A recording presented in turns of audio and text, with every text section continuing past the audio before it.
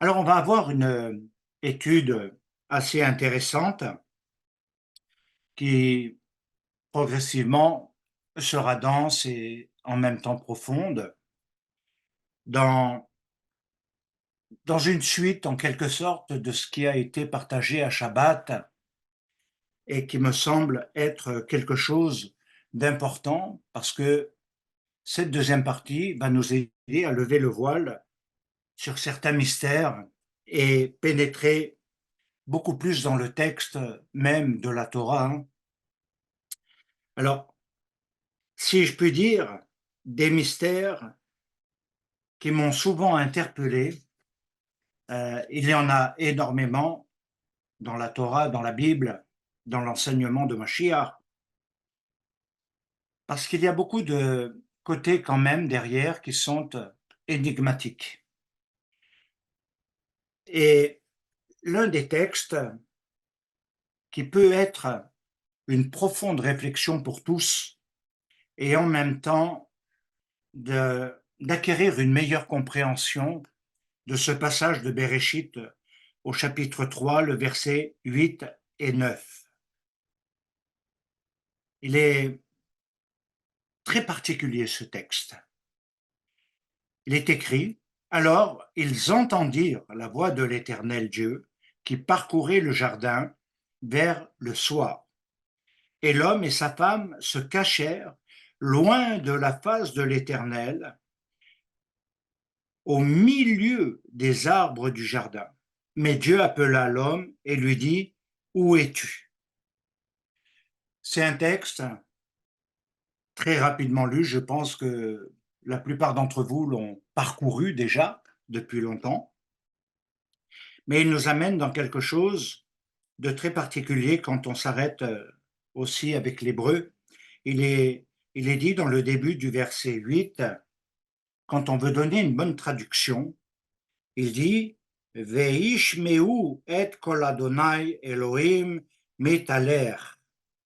Et ils entendirent la voix de l'Éternel Dieu marcher. Alors là, j'ai commencé à complètement être dérouté. Ils n'ont pas entendu seulement un son, mais la voix marchait. Et c'est le sens qui est donné dans la plupart des traductions, que la voix de l'Éternel parcourait le jardin, mais littéralement, ça veut dire marcher. Alors, c'est vrai que c'est une chose très étrange que d'entendre l'Éternel émettre un son, parler, et dans le sens de marcher. Et c'est à ce moment-là que va se produire un événement assez particulier, puisqu'il n'était pas auparavant, c'est que l'homme, donc Adam et Chava, se sont cachés. Et le terme clé de ces passages est Ayeka. Ayeka, qui veut dire littéralement où es-tu?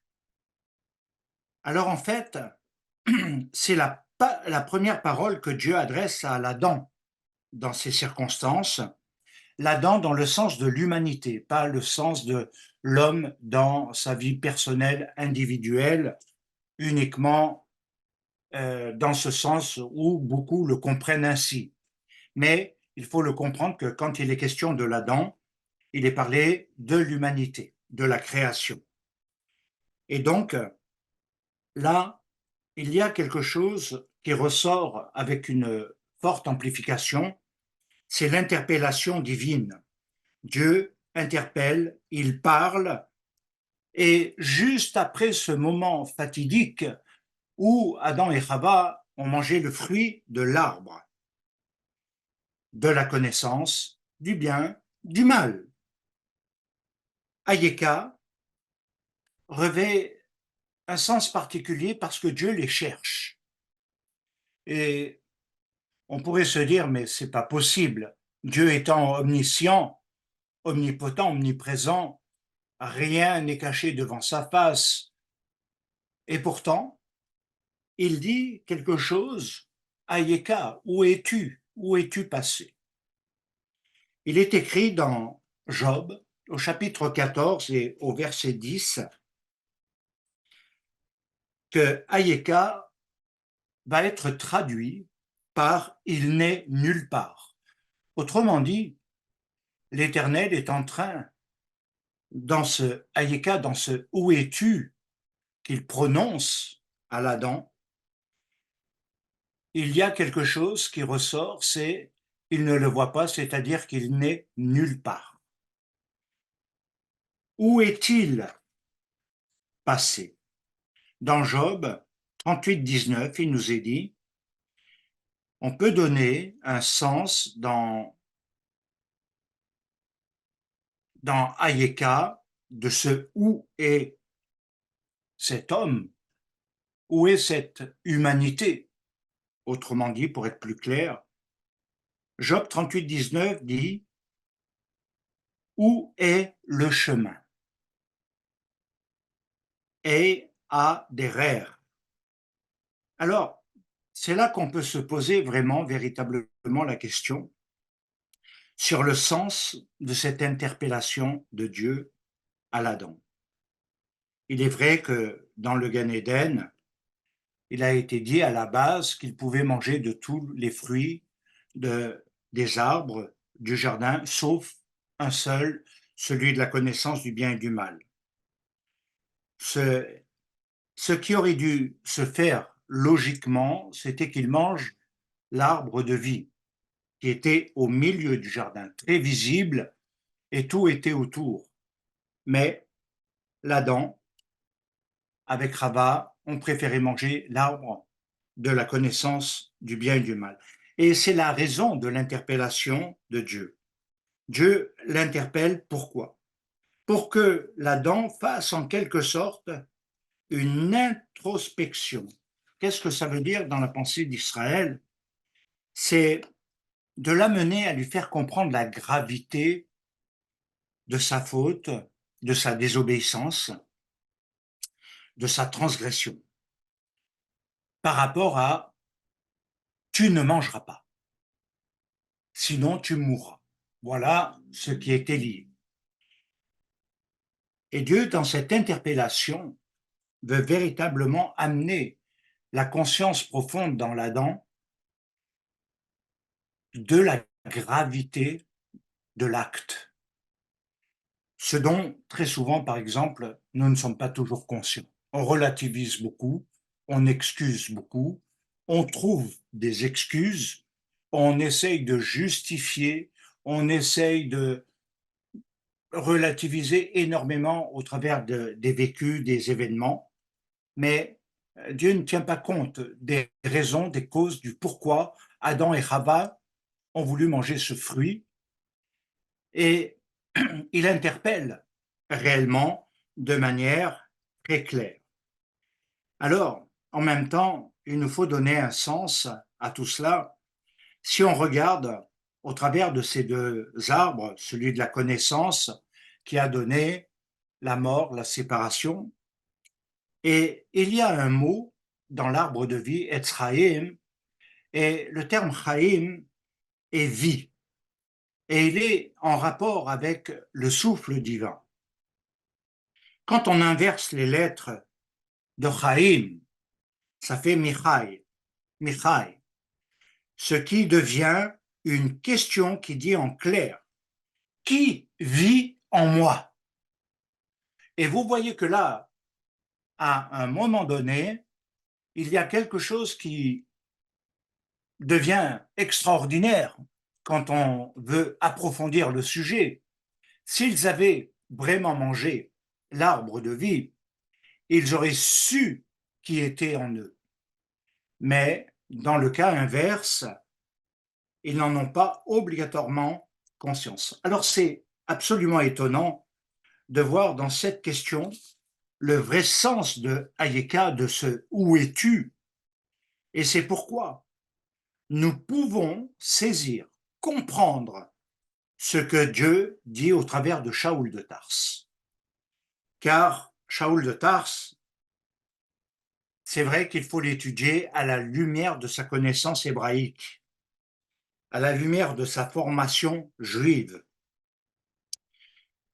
Et il nous dit dans Romains 8 et au verset 10, Et si Machiach est en vous, le corps, il est vrai, est mort à cause du péché, mais l'esprit est vie à cause de la justice. Il est dit parallèlement dans Galates, au chapitre 2, verset 20, et si je vis, ce n'est plus moi qui vis, c'est Machiach qui vit en moi. Waouh! Et là, c'est vrai qu'on pénètre quelque chose d'extraordinaire.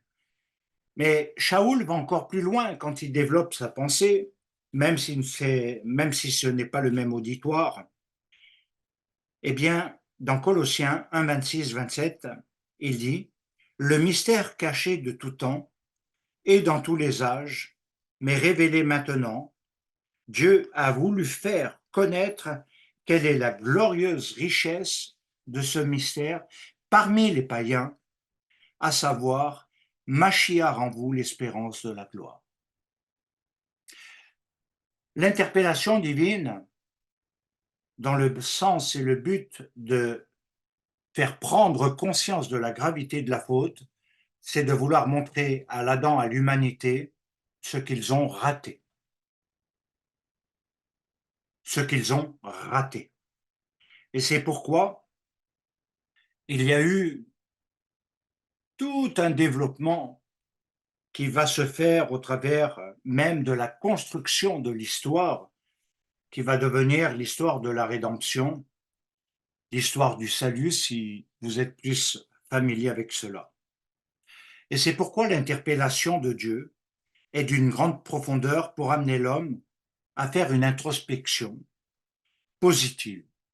Alors je sais qu'il y en a qui par culpabilité vont sans cesse analyser dans le négatif, euh, toujours se regarder à l'intérieur d'eux-mêmes, mais pas dans le bon sens. L'interpellation de Dieu, ce n'est pas cela.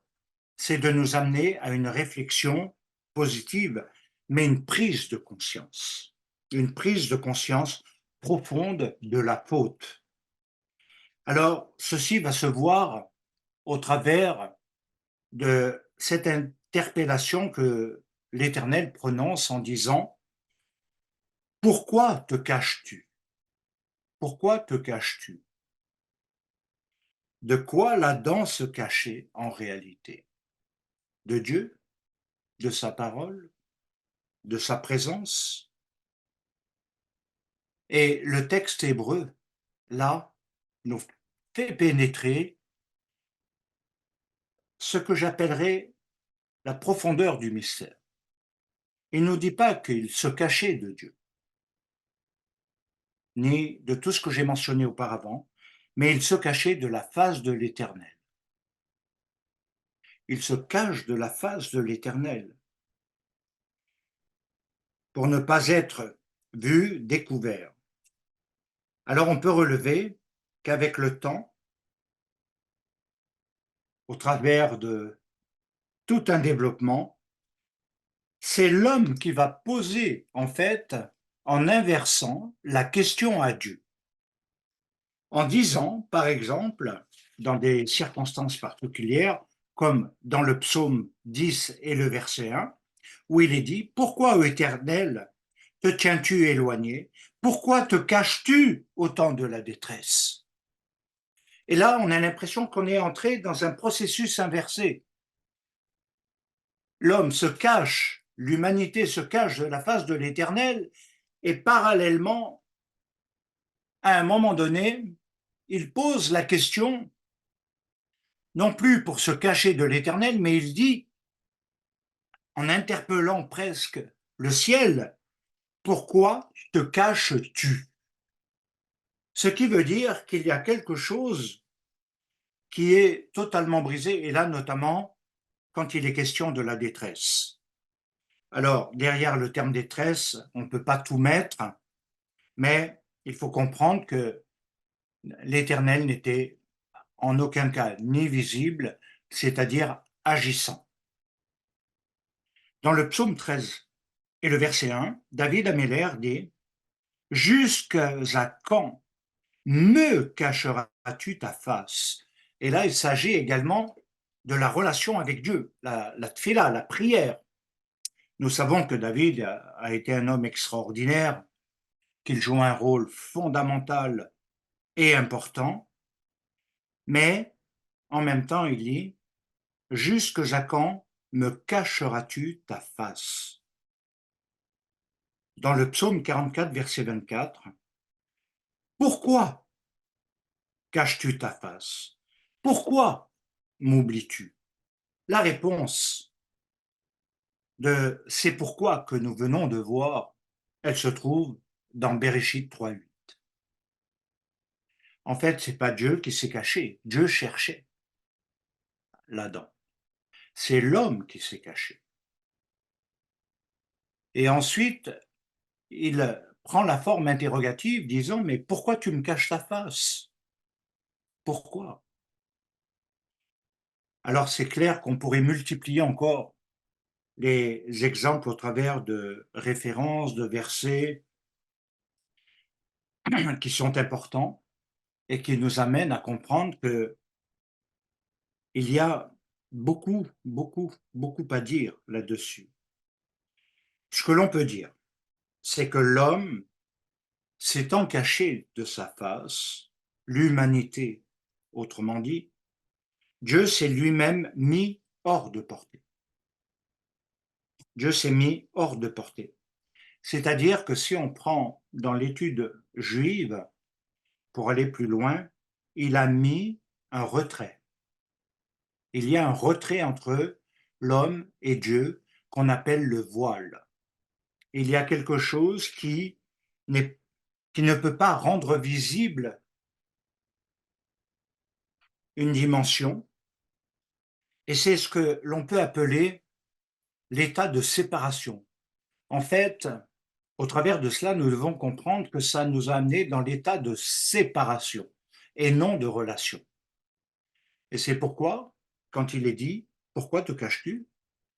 Dieu n'est pas atteignable parce qu'il est hors de portée. Alors je sais que ça pose beaucoup d'interrogations. Pour beaucoup d'entre nous qui prions, qui passons par des épreuves, des difficultés, des moments difficiles, des caps, et parfois on a le sentiment, parfois c'est plus qu'un sentiment d'ailleurs, on a l'impression que Dieu ne nous entend jamais, que Dieu n'est pas là. On prie, on l'invoque, on essaye de lui plaire, mais il n'est pas là, parce qu'il est hors de portée. C'est ce qu'il faut comprendre. Comment rendre Dieu à portée? Et c'est en quelque sorte le sens et le but de l'introspection, c'est de regarder en soi ce qui nous amène à nous cacher de Dieu. Et ceci pourrait nous conduire davantage à rechercher des explications au travers du fait que on se cache quand on veut dissimuler quelque chose et que l'on ne veut pas que ce soit vu. Et également, ça évoque un, un deuxième point qui est celui d'avoir honte d'avoir transgressé la parole de l'Éternel. C'était le cas de l'Adam. Il se cache parce que tout à coup, il y a quelque chose qui est rompu entre les deux. Et ceci nous amène à comprendre que la prière, la tfila, a une grande importance, comme vous le savez, dans le peuple d'Israël, mais dans chacune de nos vies, parce que c'est le seul moyen que l'on a pour que Dieu puisse agir dans toutes les circonstances. Et pourtant, on a l'impression qu'il est de plus en plus, à l'heure actuelle, hors de portée. C'est vrai que l'humanité va mal. C'est vrai que l'humanité est en train de partir dans tous les sens et peut-être que ça ne favorise pas l'action divine. La séparation est aussi une cause de souffrance. Alors maintenant, ça nous amène à comprendre la clé qui est dans cette interpellation. celle de Hayeka. Où es-tu? Où es-tu dans ce monde? La véritable interrogation, c'est que Dieu parle à l'humanité avec l'Adam. Et il va lui dire où es-tu, mais pas simplement dans quelle zone géographique tu te trouves. Donne-moi ton GPS et je vais te trouver. Donne-moi ton téléphone portable et je vais t'appeler pour qu'on se retrouve. Ça, c'est pas ce sens-là. Mais il lui dit, Ayeka, où es-tu? Mais où es-tu aussi dans ce monde? Et pour mieux comprendre et davantage saisir le sens profond, cela va se trouver dans ce que Dieu a voulu instituer pour restaurer sa face. Et c'est la fête de Rosh Hashanah Yom HaShofarim. Et Rosh Hashanah nous questionne au plus profond de nous-mêmes. Car avant qu'il y ait le temps de Yom HaShofarim, la fête de Rosh Hashanah, le nouvel an hébraïque dans la tradition juive, nous savons qu'il y a le mois d'Elul qui est un mois de préparation, d'introspection. Pourquoi Dieu a-t-il mis dans cette fête un temps d'examen de soi, qui est plus un temps d'examen de conscience par rapport à son fonctionnement? Je crois que personne n'analyse son fonctionnement. Je pense que on, on a peut-être certains aspects, mais aller au fond, au plus profond de soi, là, c'est quelque chose qui est très difficile aux hommes. Et Dieu instaure cette fête, non simplement pour que le peuple juif puisse vivre une fête qui va durer juste deux jours et puis ensuite va nous conduire dans quelque chose d'autre. Il prépare dans l'introspection ce qui va devenir la plus grande des fêtes, la plus solennelle, celle du grand pardon, Yom Kippour. Et les deux sont rattachés. Les deux sont rattachés. L'un ne va pas sans l'autre. Se questionner au plus profond de soi, c'est aller au-delà de sa pensée. C'est laisser son cœur être sondé, faire ressortir véritablement les choses enfouies. Pourquoi te caches-tu? Adam, où es-tu? Que caches-tu? Où est caché ton mal? Et donc, c'est l'itinéraire, le cheminement, si je puis dire, qui, à ce moment-là, est à faire profondément. Nous avons besoin, en toute sincérité, de comprendre le sens des fêtes. Ce n'est pas seulement des itinéraires, comme j'aime à le dire, mais c'est qu'ils ont des buts dans l'année. Où es-tu dans ce monde commence par Rosh Hashanah. Rosh Hashanah se prépare au minimum un mois avant avec Elul.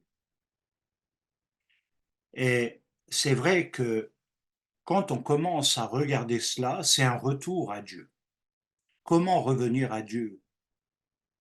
Comment va-t-il nous accorder également le pardon de toutes nos fautes? Ce que l'Adam n'a pas fait, malheureusement. Si il avait répondu à l'interpellation, je pense que les choses auraient pu changer. Mais Dieu ne l'a pas trouvé. Et l'Adam s'en est bien, bien, bien caché. Rosh Hashanah nous amène à ce qui peut se définir également dans l'itinéraire de nos vies, à jusqu'où es-tu arrivé? Jusqu'où es-tu arrivé? Pas seulement où tu en es aujourd'hui. Vous savez, j'ai tellement vu des personnes dire oui, dans mon itinéraire, eh ben, j'en suis là, je suis un peu refroidi, ou ça, ou ça. Il y a des constats, Mais le constat, c'est pas obligatoirement l'introspection que Dieu veut. C'est pas l'examen de sa conscience dans le fonctionnement. En même temps, il dit: «Jusqu'où es-tu arrivé dans ce monde après tant d'années, de jours et de mois?» Alors, un deuxième élément va se mettre réellement en action pour interpeller au plus profond comme un son qui crie et qui va être le son du chauffard. Et le son du chauffard a quelque chose de particulier parce qu'il nous rattache obligatoirement à l'Akedah d'Yitzhak, à ce lieu, cet endroit particulier où il est dit l'Éternel pourvoira. Je crois, bien-aimé, que le son du chauffard, tel qu'il est dit dans ce temps de fête, qu'il doit éveiller en nous, au plus profond de nous-mêmes, tout ce qui est à enlever. Entendre le cri de Dieu en soi, entendre l'appel de Dieu. Dieu ne, n'a plus de voix collective, si je puis dire aujourd'hui. Quand nous nous rassemblons, Dieu ne nous parle pas d'une voix audible. Alors c'est pourquoi il a mis le son du chauffard. Le son du chauffard où il est dit heureux celui qui connaît le son du chauffard. Car si je veux aller juste un petit peu plus loin, Shaul de Tarse nous ouvre encore la porte de la compréhension en disant ceux qui entendent le son du chauffard et ceux qui le connaissent, ce sont ceux-là qui ressusciteront. Ce sont ceux qui seront réellement élevés. C'est au son du chauffard. Et il joue un rôle fondamental dans nos vies. Alors, derrière, ceci va s'expliquer également par le fait que le terme Hayeka est relié à 4 lettres, le Aleph, le Yod, le Kaf et le He. Et c'est maintenant que nous allons pouvoir voir comment Israël va approfondir ce Hayeka, cette pensée qui, nous l'avons vu déjà, nous donne le sens de retrouver sa route, son chemin, son itinéraire, sa place dans le monde. Il y a des réflexions qui sont posées au travers de cela. Le Aleph de Hayeka a comme sens et comme but celui de réfléchir, d'avoir de la réflexion sur le temps donné à l'étude. Le Yod va nous amener à comprendre le sens que nous devons avoir sur notre conduite personnelle. Le Kaf va nous éclairer sur notre relation aussi avec autrui. Et le He est en rapport avec les 3 autres. Et c'est en fait ce qui va donner à la clé de cet itinéraire-là la Teshuvah, le retour à Dieu. Car la séparation, un éloignement, c'est quand on est dos à dos. Chacun prend un itinéraire, un sens différent, et beaucoup, spirituellement, prennent des sens différents, soit par leur pensée personnelle, soit pour des opinions, des concepts, des doctrines, tellement de choses que l'on n'imagine pas, et en même temps notre conduite ne suit pas. Ce qui fait que on crée l'éloignement, on se cache, et quand on ne va pas jusqu'au bout, à Rosh Hashanah, Yom Kippour, eh bien on a laissé quelque chose qui nous maintient cachés. Bien-aimé, c'est très profond ça. On peut maintenir la face cachée de l'Éternel parce qu'on n'a pas été honnête jusqu'au bout. Et que on trouve toutes sortes, comme je l'ai dit au début, de justificatifs. Ce qui veut dire qu'on n'a pas fait une introspection, une analyse de sa conscience. En même temps, quand on associe ces lettres, les 4 lettres que je viens de mentionner, ça va former le chiffre 32. Et il va correspondre au mot lève, le cœur, ce qui devient la source de la vie. Et c'est vrai que c'est quelque chose qu'il faut prendre en compte. Aïeka, c'est aussi trouver le chemin qui va nous conduire dans la source de vie. Alors l'Adam se cache de la face de l'Éternel, de Dieu.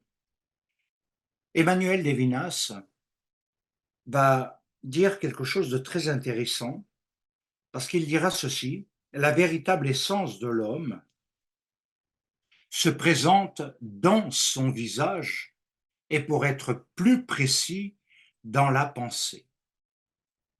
Il faut comprendre l'approche de cette façon-là. La lune n'a de lumière que celle qu'elle reçoit du soleil. En fait, la lune devient une forme de miroir de la lumière, de l'énergie. Elle n'a pas, à la base, cette énergie, elle puise, elle tire sa force, son énergie, qui est la lumière, du soleil. Et si cela ne se produit pas, ce sont les ténèbres totales. Il n'y a pas de lumière qui sera reflétée. Et il n'y aura pas quelque chose qui va éclairer. Alors, il dit, la lune n'a de lumière que celle qu'elle reçoit du soleil, parce qu'elle est un miroir qui réfléchit cette lumière sur la terre. Quand on veut reconstruire, ne serait-ce qu'une relation avec Dieu, avec le Messie, c'est pas simplement prier en disant au nom de Yeshua Mashiach qui reconstruit. Je souhaiterais que vous le compreniez, bien-aimés. Ce n'est pas la formule qui va devenir fondamentale et importante. La réparation, elle va nous amener à comprendre l'importance de cette brisure, de la perte de sa face. Alors la Torah et l'enseignement d'Israël va nous amener plus loin, parce qu'il nous dit qu'en contemplant le visage du maître, le Talmud voit ses manques et ses défauts. Et ça, c'est tout l'enseignement de transmission d'Israël. Le disciple devient, à ce moment-là, un miroir, un reflet de la lumière reçue. C'est pourquoi nous avons vu dans l'Aïeka l'importance de l'étude aussi, et d'être guidé, orienté. Parce qu'à un moment donné, c'est ce qui s'est fait dans toute l'histoire du peuple d'Israël, il a réfléchi cette lumière reçue au travers des sages d'Israël, des maîtres, etc. Et nous, en tant qu'Hébreux messianiques, nous avons aussi, non pas n'importe quel enseignement à recevoir, à garder. L'enseignement ne doit pas devenir seulement intellectuel dans une doctrine de croyance. Il doit être quelque chose où on a le reflet de notre maître Yeshua. Yeshua qui est notre Messie. Et c'est au travers de lui que nous reflétons la gloire de la rédemption, de la réparation, de de de tout ce qui a été en quelque sorte détraqué. Il nous a dit également que nous devenions des lumières, que quelque part nous devions refléter la lumière. Mais s'il n'est pas notre maître, nous avons quelle lumière? Quelle est la lumière qui sera reflétée s'il n'est pas réellement notre maître? Nous avons besoin, bien-aimés, de comprendre que quand il nous a donné la lumière, et cette lumière qui nous a été transmise avec amour, c'est pour que nous la diffusions à notre tour, et non que nous diffusions les ténèbres au travers de fausses doctrines, au travers de tout un tas de choses qui n'ont rien à voir avec notre maître, au travers de tout ce qui s'est mélangé, dilué, parce que sa lumière est une lumière de vie. Elle régénère et elle a un autre pouvoir, elle répare l'âme. Elle sort l'âme de ses méandres, de ses ténèbres, et la reconstruit. Alors l'expression hébraïque va signifier que dans le Talmud, que le Talmud, pardon, doit regarder dans les yeux de son maître. Et là, nous retrouvons quelque chose, le face à face. Ayeka, c'est j'ai perdu ta face. Et tout à coup, au travers de quelque chose, parce que vous savez que c'est par les yeux que la lumière pénètre en nous, c'est le passage. Et en même temps, on dit que les yeux sont les fenêtres de l'âme. Il y a quelque chose d'extraordinaire parce que quand il regarde dans les yeux de son maître, alors à ce moment-là, il y a quelque chose qui se passe. Et ça va être extraordinaire parce que dans une deuxième phase, ça va le conduire à parler le langage. Il y a une interaction. Adam, où es-tu? J'ai perdu ta face, et quand je n'ai plus ta face, je n'ai plus le langage. Je n'ai plus le lachon, le parler, la langue. Et dans le deuxième cas, par contre, nous voyons quelque chose de beaucoup plus important, c'est qu'au travers de cette lumière où la face est retrouvée, ce face-à-face qui devient fondamental et important dans la démarche de notre vie, il va nous donner le parler et le langage. Et ceci, il faut le comprendre dans la pensée hébraïque. Donc j'ai simplifié énormément la compréhension maintenant. Il nous faut comprendre que parler le langage, le lachon, pour être dans la face de Dieu, nous l'avons vu au travers de pas mal de choses déjà, mais il va se trouver dans les 22 lettres de l'alphabet hébraïque. Ce sont les 22 lettres de l'alphabet hébreu qui vont former finalement après la langue et le langage. Et parfois, il sera codé. Il est aussi en rapport avec les chiffres qui vont donner des sens plus profonds, plus approfondis, ou les effets miroirs d'un même mot. Et c'est pourquoi il y a un reflet de face qui va se mettre en place. Et les sages disent aussi, elles ont créé, et parce qu'elles ont créé, parce qu'elles existent, ces 22 lettres, autrement dit, elles ont la capacité de sauver. Les termes et le langage de la rédemption du salut sont dans le lachon des 22 lettres. Waouh! C'est pas le langage grec, philosophique, intellectuel. Ce n'est pas les sciences ésotériques. Ce ne sont pas les autres choses qui ont été mises pour essayer d'avoir du pouvoir et je ne sais quoi encore. Il nous faut comprendre que ceci va se faire au travers de deux formes. Le langage parlé, audible, perceptible même dans la lecture, et celui qui est miroir, codé, caché, mais qui reflète l'autre niveau. Alors, on peut prendre l'exemple de Noir, parce que Noir constitue quelque chose de très important dans l'identité miroir, parce que quand on inverse les lettres de Noir, ça donne Chen, ça donne grâce. Et Shaoul de Tarse disait qu'il faut construire avec crainte et tremblement son salut. Cela passe par le fait qu'il n'a pas seulement quelque chose où il porte quelque chose de très fort, la grâce,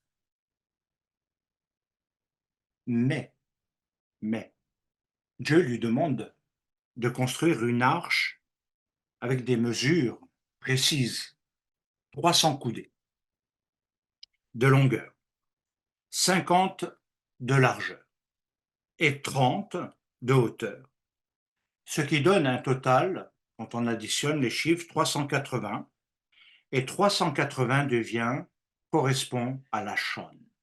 Voilà, ça devient la chaune.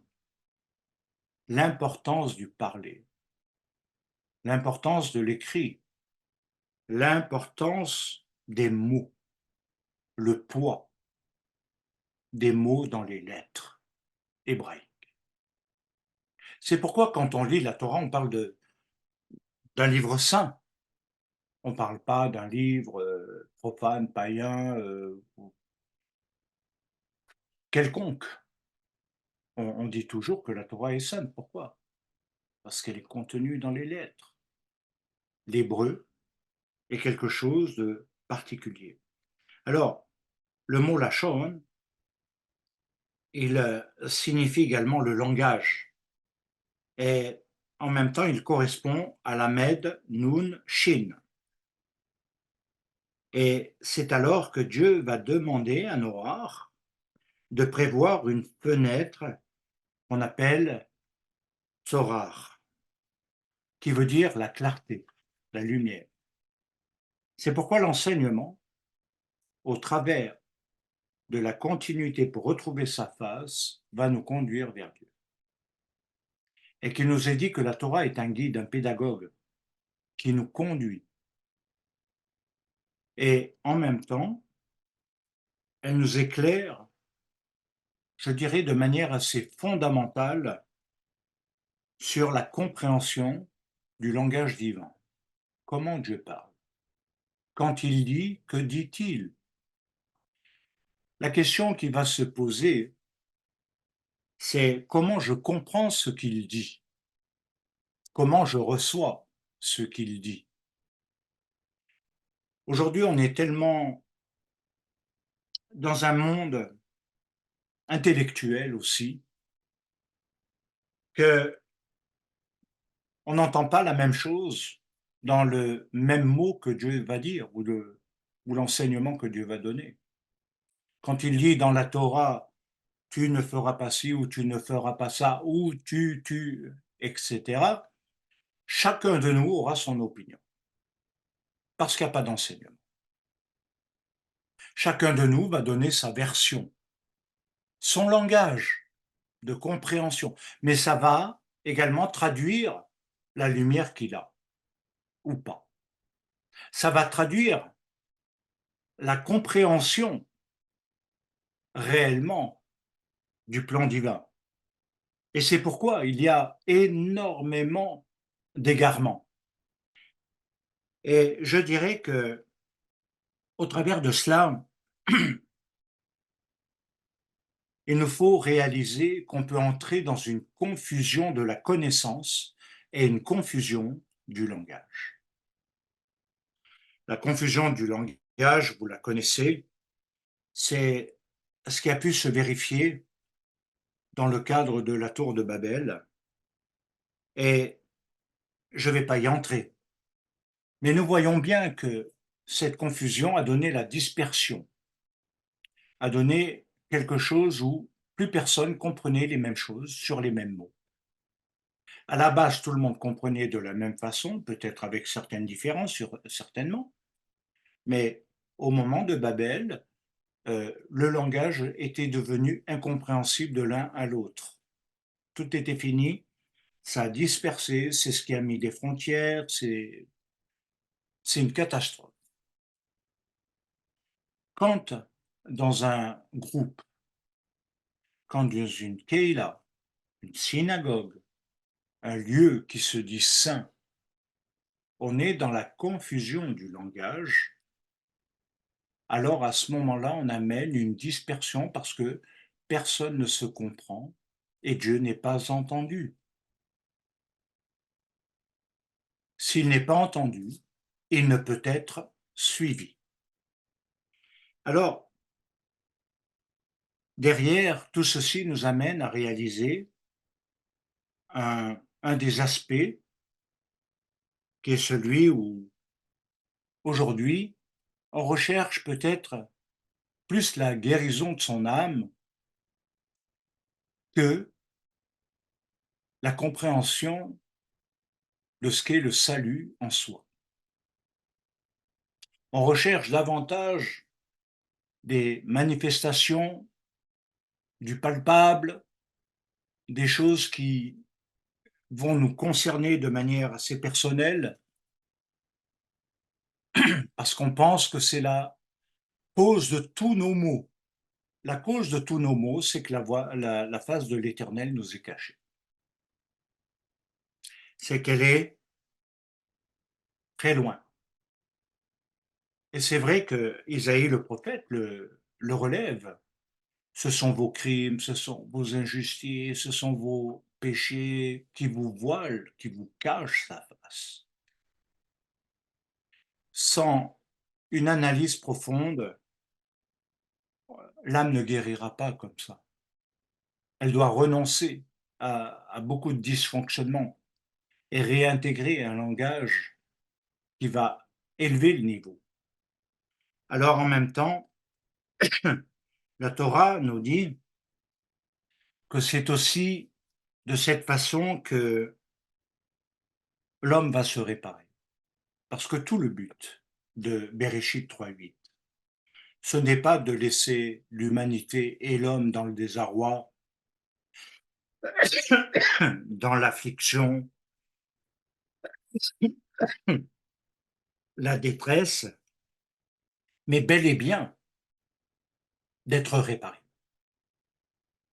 Et sortir de tout ce qui amène cette confusion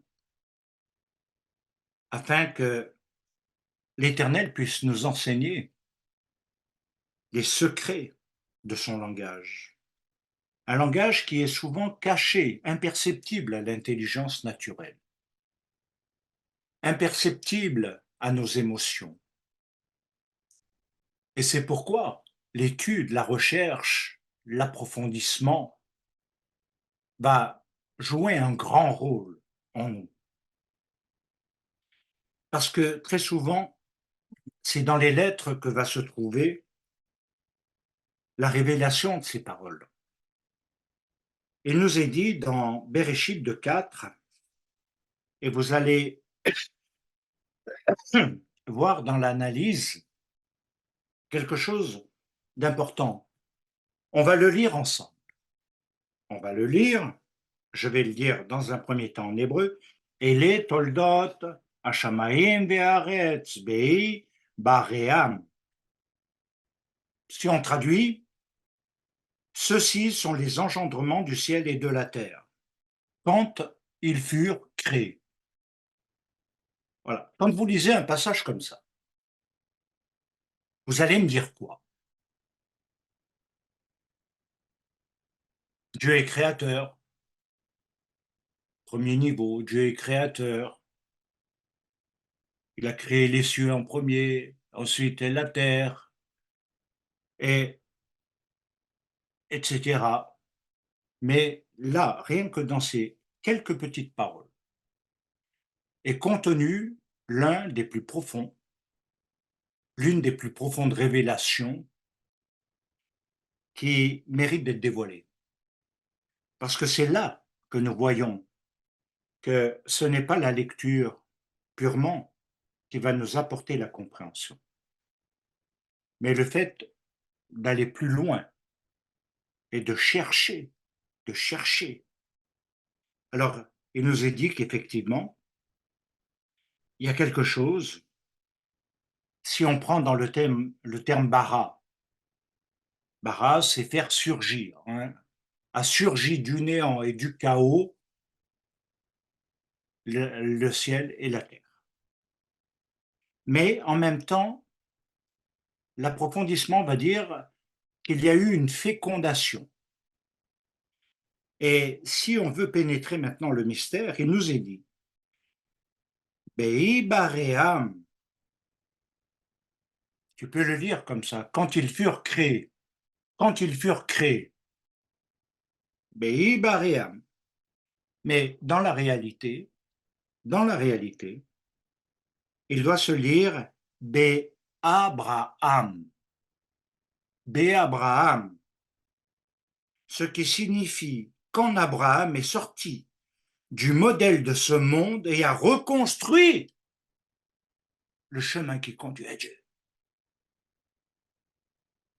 Vous prenez de ce passage qui, quelque part, pourrait être un grand exposé sur la création, le fonctionnement des cieux, la cosmologie, et on pourrait s'arrêter là. Mais pourquoi? Pourquoi est-ce que je peux me permettre de dire que ce texte, dans la réalité, ne se lit pas que Bei Baréam, mais Bé Abraham? Pourquoi? Parce qu'il est écrit Toldot, parce qu'il est écrit qu'il y a un engendrement des cieux et de la terre. Et c'est ce qui va constituer l'armée des cieux et les habitants de la terre plus tard. Wow. Et qu'il y a un engendrement qui va se faire. Et vous allez voir qu'on n'est pas au bout du mystère et qu'on n'est pas au bout de, de quelque chose de merveilleux. Parce qu'il nous est dit que quand on lit B. Abraham, et qu'il veut dire sortir du modèle de ce monde, regardez, à chaque fois, il a fallu faire une sortie. À chaque fois. Il y a eu, on l'a vu, Babel, on a construit, hein, mais il y a eu Babel, confusion, langage et dispersion et des choses épouvantables. Apparaît Abraham. Abraham, qu'est-ce qu'il fait? Il sort d'Our en Chaldée. Pour aller où? Dans le pays que Dieu va lui montrer, sur lequel vont reposer toutes les promesses de toute l'humanité, de toutes les mishpachim, c'est-à-dire de toutes les familles de la terre, et que c'est dans sa postérité, en lui, en Abraham, que tous seront bénis.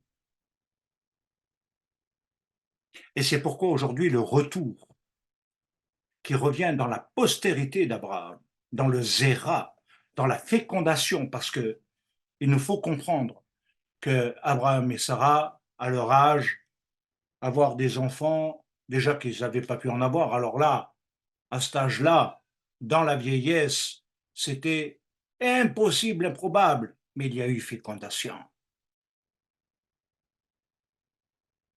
Et c'est extraordinaire.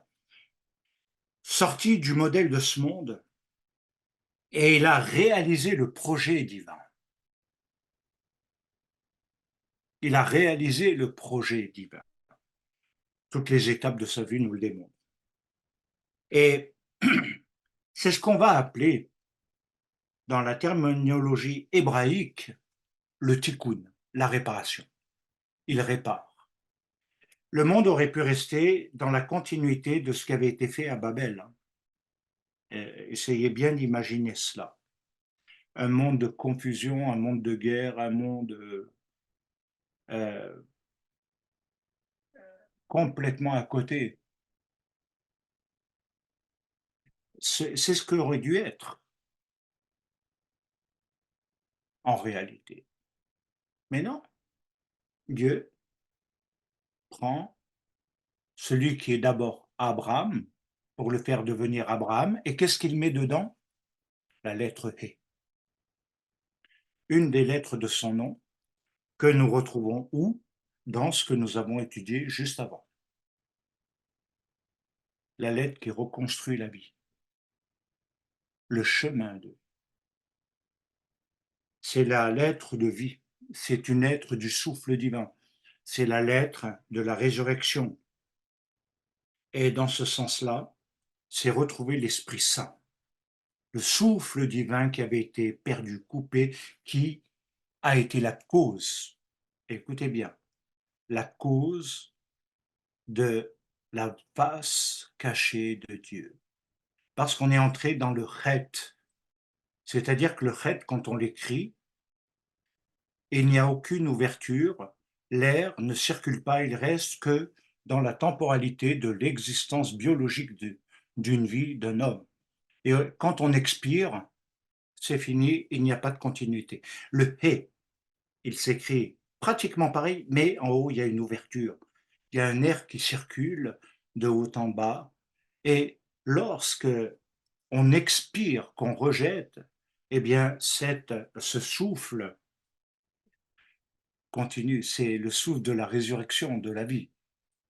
Et vous comprenez qu'au travers de cela, mais je vais aller plus loin, on appelle le tikkun, parce que c'est ce qui reconduit tout cela.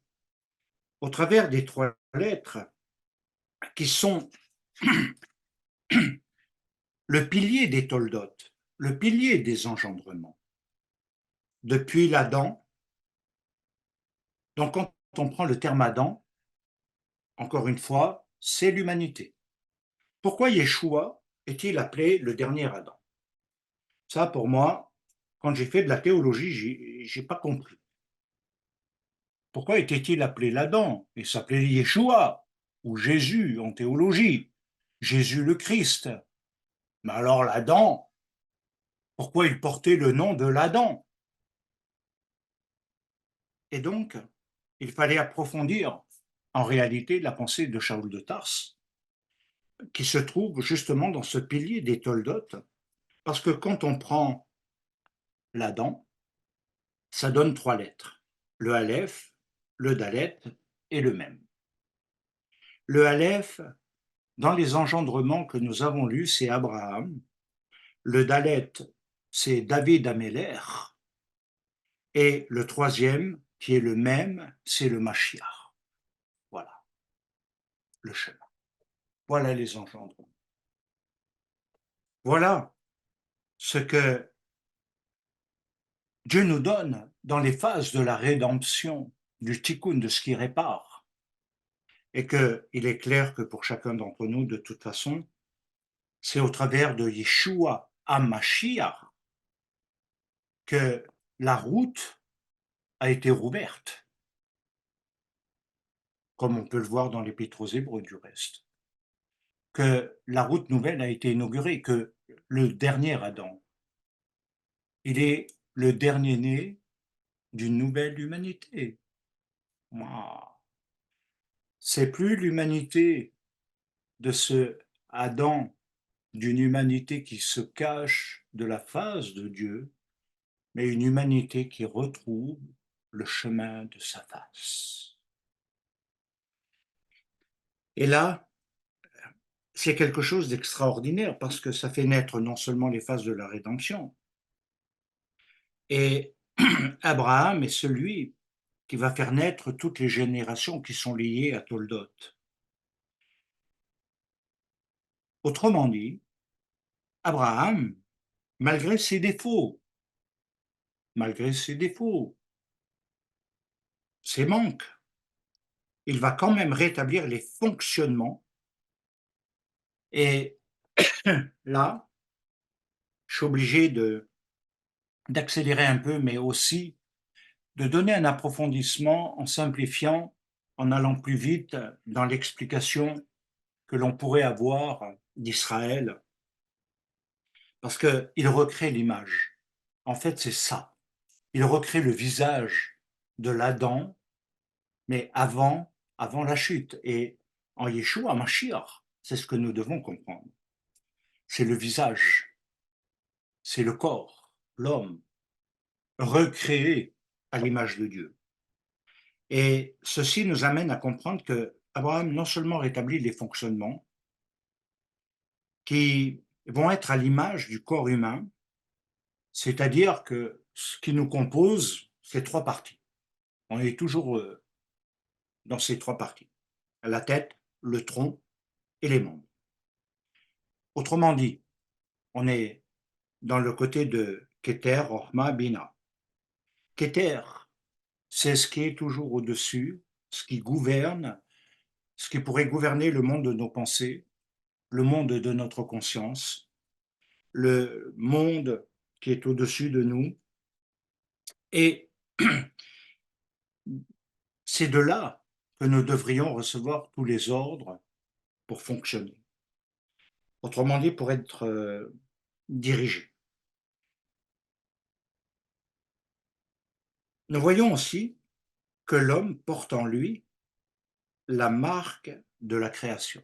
Si je reprends l'image de Keter Ormabina, il va y avoir le cerveau droit, le cerveau gauche et l'intermédiaire entre les deux. Rochma, Bina, Keter, Rochma, Bina.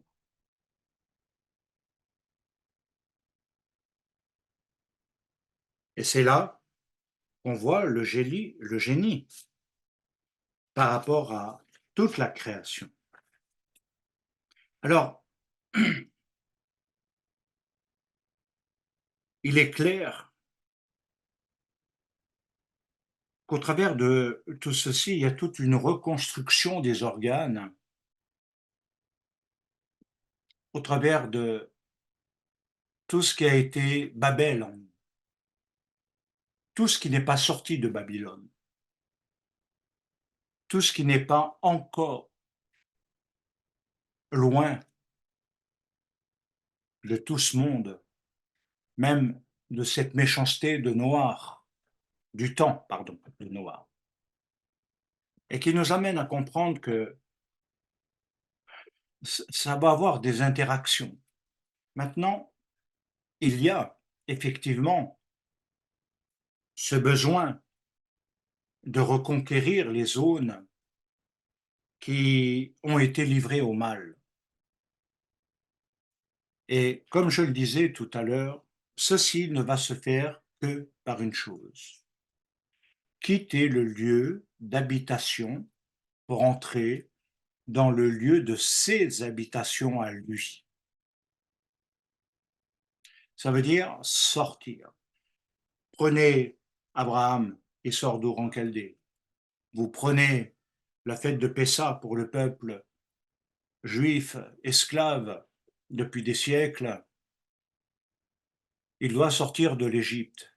Et il nous dit parallèlement que ce n'est pas simplement une sortie que physique, mais que nous devons nous-mêmes quitter notre Égypte avec tout le sens et la signification que nous donnons à cette fête, comme vous le savez, chaque année, et que nous ferons à Paris avec le CDR de Pessah, d'expliquer dans le parallèle en Yeshua Mashiach cette sortie, qui est de passer de la mort à la vie, mais qui ensuite nous amène à nous reconstruire. Et je crois que tant que nous n'avons pas compris que si nous n'arrivons pas à sortir de nos mauvaises pensées, des mauvaises habitudes, des mauvais comportements, ceci, que nous entretenons volontairement, parce qu'on les chérit. Si tu es frappé de jalousie, tu vas pas dire je dois l'abandonner. Tu vas encore devenir pire et tu augmenteras ta jalousie jusqu'à devenir un tyran. Et on pourrait multiplier des exemples. La colère, c'est la même chose, parce que l'un amène à l'autre. Mais si tu sors et que tu commences à Elul, Rosh Hashanah, Yom Kippour, dans le pardon, pour nettoyer l'ensemble, et que tu arrives dans le temps de Pessah, alors là, tu sors et tu construis l'homme neuf dans les 49 jours du temps de l'Homère. Tu construis l'alliance divine avec la fête de Shavuot. Simplement, beaucoup de personnes n'arrivent pas, pensent que la prière va tout faire. Il y a l'effort, il y a un effort supplémentaire à faire à celui de la prière. Prier va avoir son efficacité, mais en même temps, elle a besoin de notre volonté et de notre décision pour mettre en application la libération. Ça, c'est fondamental. Si tu as toujours envie de rester de mauvaise humeur, qui peut te changer? Quelqu'un de bonne humeur? À un moment donné, tu vas le contaminer et il deviendra de mauvaise humeur.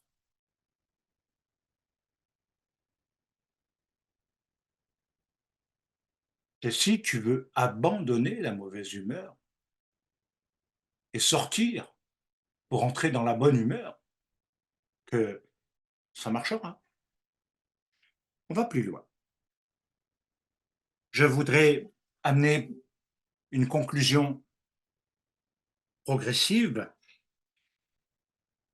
pour amener une bonne compréhension par rapport à ce que nous avons vu et dit, parce qu'il y a comment on pourrait appeler ça, un épisode qui s'est produit dans la Bible et qui est phénoménal, que j'aime beaucoup et qui m'a toujours beaucoup parlé de manière différente. C'est l'épisode d'Élie et des faux prophètes de Baal. Où sont tes faux prophètes? Où sont tes faux prophètes? Où sont les fausses paroles?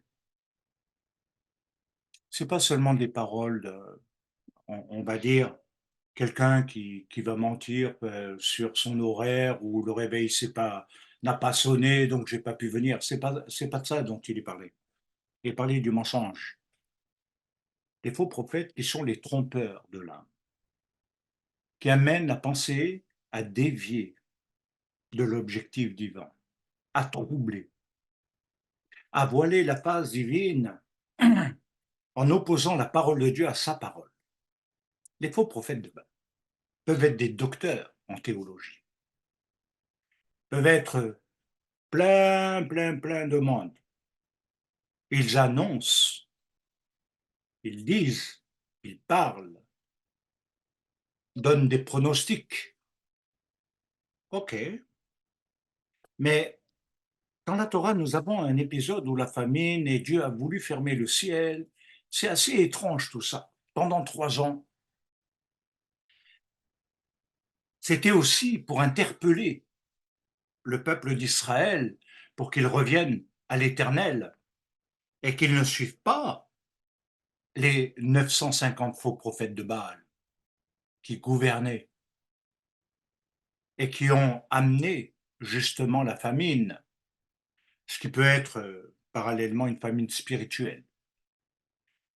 Et il va y avoir ce moment, ce passage, pour aller un peu plus vite, où Élie va se confronter à eux. Et ceci se trouve dans 1 Roi 18:30, et il est dit ceci: Vayérapé et misbar. Qu'est-ce que ça veut dire? Littéralement, il répara l'autel qui avait été renversé. Vayérapé, Vayérapé contient le terme rapo, resh, p, aleph. Et qu'est-ce qu'il veut dire? Il veut dire soigner. Il veut dire soigner. Ce qui en hébreu veut dire aussi réparer. Il a réparé l'autel et il a soigné. Parce que la plaie venait des faux prophètes. Ils ont renversé l'autel. Aujourd'hui, je dirais combien renverse l'autel? Le lieu de la rencontre et de la recette, de la bonté, de la grâce avec Dieu. Le lieu de leur, ce qui devrait être le lieu de prière. Un point de rencontre, un point de liaison. Pas n'importe quel lieu. Et je dirais que beaucoup l'ont renversé à cause de tellement de voix qui viennent et qui leur dit mais c'est pas grave, tu es dans le péché, mais c'est pas grave, tu fais ça, mais c'est pas grave, profite et écoute, et puis tu peux mélanger, tu sais, tu peux avoir une vie religieuse et puis en même temps une vie qui t'appartient. C'est pas grave. Ton mauvais comportement, c'est pas grave, c'est pas grave. C'est les autres qui te comprennent pas. C'est la faute à cette psychologie. Maintenant, on parle de transhumanisme et on est en train de dévier. On est en train d'écouter la voix des psychologues qui nous excusent, même dans le meurtre. On ne tue plus. Mais non, on n'est pas dans l'état de conscience. Et qu'est-ce que cela a provoqué? Si on regarde depuis plusieurs années, le mal a augmenté. Il n'a pas diminué.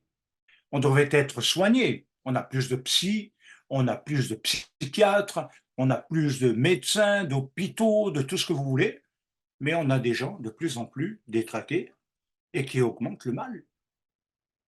Parce que malheureusement, les hôtels sont renversés. Et dans la vie du croyant, c'est la même chose, dans la vie personnelle. Souvent, l'hôtel est renversé, les gens ne prient plus, déposent plus. Vous savez, l'hôtel, c'était le premier élément que l'on trouvait quand on rentrait dans le temple ou le Mishkan. C'était un lieu où il fallait se purifier avant d'aller plus loin. C'était quelque chose de très important. Donc, quand on prend le terme Vayérapé, hein, qui a en lui-même rapo, qui veut dire soigner, réparer, c'est ce que Élie a fait. Il a rétabli l'autel. Il a rétabli l'autel de, de cette rencontre avec Dieu pour mettre au défi, mais finalement, qui est Dieu? Qui est ton Dieu? Littéralement, en hébreu, c'est ce qu'il veut dire. Qui est vraiment ton Dieu?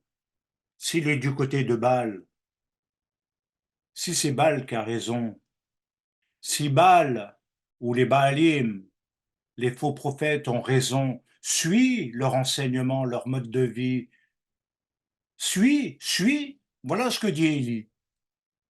Mais si c'est Dieu qui est Dieu, suis-le, mais ne cloche pas des deux pieds. Voilà ce qu'il est en train de clairement dire. Alors il rétablit, car il ne faut pas oublier l'un des éléments fondamentaux également de l'autel, c'était un lieu important pour le pardon.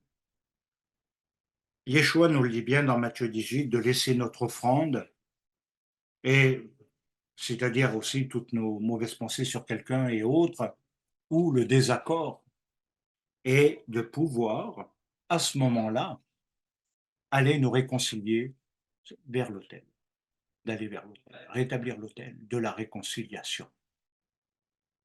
L'autel de la réconciliation, bien sûr. Pas l'autel du désaccord où on veut être en désaccord. Et c'est là que il y a des fonctions qui sont à rétablir, non pas seulement sur des textes et des compréhensions, mais aussi à l'intérieur de soi. C'est tout le cheminement de ce soir. En même temps, il y a quelque chose que si on ne veut pas l'accomplir, écouter, sortir, de toutes ces mauvaises choses, on garde un autel renversé.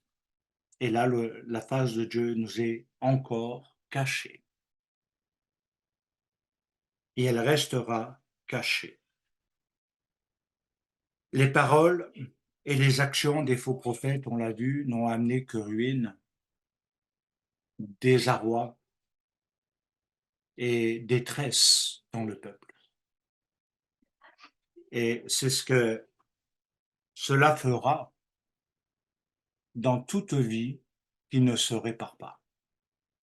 Alors pour terminer, car le temps passe, ça va passer et je ne vais pas le développer, mais un jour nous reprendrons, dans le cadre de TMPI Yeshiva, comme je l'ai dit, quelque chose qui va se relier, parce que ceci va passer par 4 organes qui vont jouer un rôle fondamental pour être soignés et réparés. Vous savez, un corps malade, un corps physique malade, c'est un dysfonctionnement de quelque chose qui peut être lié à beaucoup de choses, mais le malade intérieur, le malade de l'âme, c'est pas physique, c'est mental, c'est dans l'affectif, c'est dans des choses en réalité non palpables. Si j'ai mal à la main, je peux tenir ma main ou mettre une pommade ou, je sais pas moi, mettre de l'huile, des essences, peu importe. Je peux soigner, mais l'intérieur, comment je fais? Je peux pas entrer la main, remettre. Non, si je me froisse un muscle ou quelque chose, on peut opérer, mais la maladie de l'âme, elle ne passe pas par ce genre de choses. Et c'est pourquoi elle va nous amener à comprendre qu'il y a 4 organes fondamentaux pour être soignés et réparés. Le premier, c'est le cerveau. Comme je vous l'ai dit, c'est ce qui gouverne et c'est le rétablissement des pensées. Dans le monde des pensées, comme on l'a vu, il y a les 3 zones, mais dans le monde des pensées, il y a le monde des pensées positives et négatives. Il n'y a pas d'intermédiaire en réalité. Il n'y a pas d'équilibre, entre nous. C'est où on plonge dans une pensée positive, c'est-à-dire comme une joie de vivre, l'optimisme avec tout ce que cela génère, ou alors dans le négatif et on entre dans ce qui conduit, enchaîne les détresses, les mal-être et les apitoiements de soi et les ceci et les cela, le marasme. Et c'est vrai que si on est gouverné par rapport à ce qui ne devrait pas gouverner, étant donné que nous sommes en Yeshua, comme dit Yeshua et Shaoul de Tarse, que la joie devrait nous dominer. Mais si je suis toujours dans la tristesse, je dois me poser quelques questions quand même, dans le pourquoi. Ou si je suis toujours dans l'inquiétude, dans la peur, toujours dans l'angoisse, l'anxiété, si j'ai toujours de l'appréhension, ben, on doit se poser des questions quand même sur les raisons, les causes, le pourquoi. Alors que si on est dirigé par Yeshua Mashiach, le fonctionnement devrait être différent dans la pensée. Donc, premièrement, le cerveau, la pensée, parce que c'est elle qui va donner les ordres, et tout le reste va suivre et appliquer. Hein. Ça, c'est une règle. Le deuxième élément qui sera concerné, c'est le cœur. Vous savez que le cœur, comme on dit, c'est le siège des émotions, c'est l'affectif, c'est le lieu des ressentis. C'est un lieu de vie aussi. Hein. Vous savez, c'est le cœur qui transmet le sang dans tout le corps. Hein. Donc, l'oxygène avec l'ADN, avec tout ce que vous voulez. L'information passe par le sang. Quand vous voulez déceler une maladie, visible ou intérieure, vous faites une prise de sang en premier, une analyse du sang. Et ça révèle énormément de choses. Énormément de choses. Donc, il y a aussi ce côté où Rochma doit, par la sagesse, doit nous amener à rééquilibrer le bon sens, les affections qui sont déréglées par le mal, par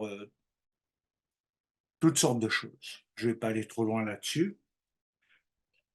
Et je crois que c'est très important. Vous savez, le rôle du foie en troisième organe est fondamental parce que c'est le centre de tri et que le foie joue un très grand rôle dans notre corps, même si on ne le voit pas chaque jour, hein.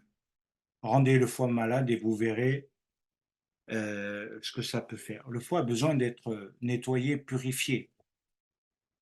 Le quatrième, c'est un organe qui va vous surprendre, c'est le sexe. Pourquoi? Parce que c'est au travers de cela que se fait l'alliance, la Brit Mila. Organe important. En quatrième point, c'est cet organe. Donc, je reviens sur une chose. On va dire que Zerer, c'est le cerveau, mais quand on prend Zerer, il veut signifier que c'est le centre de notre mémoire, ce qui contient la mémoire. Le conscient, l'inconscient, tout est dedans. Mais la mémoire. Comme on l'a vu, le cœur, c'est le siège des émotions. Le foie, celui des pulsions. Vous savez, vous avez des gens qui écoutent leurs pulsions et des fois pas très saines. Et le quatrième, c'est l'organe de l'alliance. Donc, je conclus parce que pour retrouver la face de son oin, de son Mashiach, l'homme doit aussi, parallèlement, se soigner, se réparer dans ses modes de pensée, ses comportements, ses émotions, ses fonctionnements, afin qu'il puisse tisser, garder le lien avec Yeshua Mashiach. Ce n'est pas simplement de donner un verset ou d'aller dans une doctrine de la réconciliation, c'est de la vivre et d'y être, d'être dans le temps, le présent de cette réconciliation. Voilà, je ne vais pas aller plus loin, bien-aimés, et de mon côté, je vous dirais que simplement que Dieu vous bénisse et qu'il vous accorde un bon cheminement.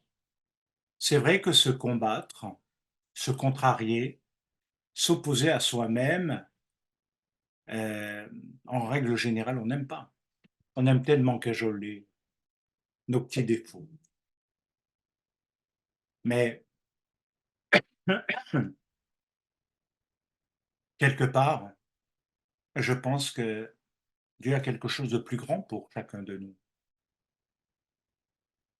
À nous de faire l'effort pour justement atteindre les niveaux. Abraham aurait pu s'arrêter à Hébron, à Rachan, il aurait pu s'arrêter dans ces lieux hein, et s'établir continuellement, mais il n'aurait jamais pu obtenir ce qu'il a obtenu à la fin. C'est là qu'il faut réfléchir, bien aimé. Autrement dit, même si on peut avoir un bon niveau de vie, on n'atteint pas le but et l'objectif du plan et du projet divin. Que Dieu vous bénisse, on peut rouvrir les micros, Rachid.